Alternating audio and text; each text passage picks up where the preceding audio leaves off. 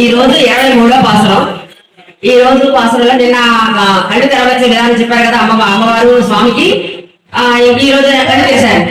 కళ్ళు తెరిచి చూసి అయ్యో నేనే రావాల్సి ఉండగా మీరు వచ్చారేంటారా, ఇంత కష్టపడి తెల్లవారుదావునా ఇంత మంచులో ఇంత చలిలో ఇంత కష్టపడి వచ్చారా మీరు నా కోసం, మీ ఊర్లన్నీ చదివిపోయారా, నేనే వచ్చేవాడు కదా, సరే వచ్చారు కదా ఏం కావాలో చెప్పండి అన్నారు. ఏం కావాలో చెప్పండి అంటే అప్పుడు వాడు అంటారు, స్వామి ఇప్పుడు చెప్పామనుకో నేను నెలవాస మీద ఉంటే నిలకాడగా ఉంటే ఏదో చెప్పారు నా ముగ్గులేదు అంటావు, అలా కాదు నువ్వు లేచి వచ్చి సింహాసనం మీద కూర్చోవాలి, సిరియస్ సింహాసనం మీద కూర్చుంటే అప్పుడు మేము చెప్తాము మాకేం కావాలో అని చెప్పన్నారు. స్వామి ఎలా లేవాలో చెప్తున్నారు. వాడ ఎలా లేవాలంటే ఒక మండ గుహల్లో ఒక సింహం ఉంటదట.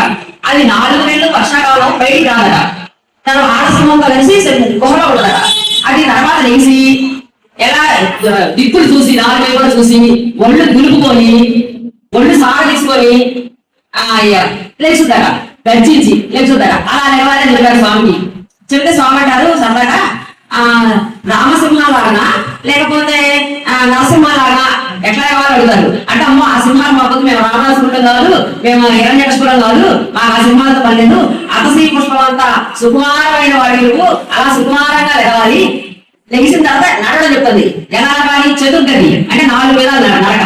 4 విధాలు అంటే పులిలాగా గంభీరంగా, సింహంలాగా తేజోవంతంగా, గజంలాగా మందంగా, వృషభంలాగా పొగడతోడి అలా నడిచి రావాలి. చతుర్వేదాలు నడిచి వచ్చి ఆ సింహాసనం మీద కూర్చుంటే అప్పుడు మేము ఏం కావాలి అడుగుతాము. ఇక్కడ చెప్తే కనుక నేను విధంగా ఉన్నా మీరేం చెప్పారు నాకు తెలియదు కాబట్టి ఆ శ్రీ సింహాసనం మీదకి వచ్చి కూర్చోమని చెప్పని ఈ రోజు అమ్మవారు స్వామి చెప్తున్నారు. ఇక స్వామి వీళ్ళ భక్తికి లొంగిపోయారు, వీళ్ళ ప్రేమకు లొంగిపోయారు. వీళ్ళు ఏ చేయడానికి అది ఎట్లా నమ్మంటే అట్లా ఎట్లా కూర్చోమంటే కూర్చుంటారు అనమాట. అయితే ఈ రోజు నామం నరసింహ.